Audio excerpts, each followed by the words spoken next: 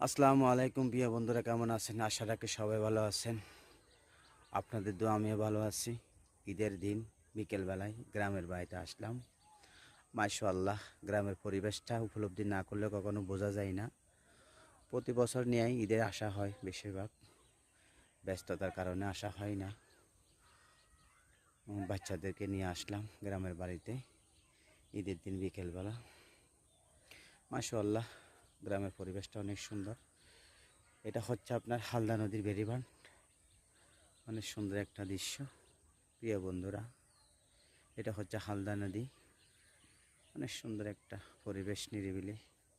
মাশাআল্লাহ, আসলে গ্রামের বাড়িতে না আসলে কখনো উপলব্ধি করা যায় না আসলে গ্রামের পরিবেশটা কীরকম। মাশাআল্লাহ, যেদিকে তাকাবেন সেদিকে সুন্দর সবুজ শ্যামল, ফলের বাগান, বিভিন্ন সবজি, সব কিছু এখানে রোপণ করছে বেড়িবাঁধের পাশে। প্রিয় বন্ধুরা দেখেন, মাশাআল্লাহ, সবাই পাশে থাকবেন, দোয়া করবেন আমার জন্য। সবাইকে জানাই ঈদ মোবারক।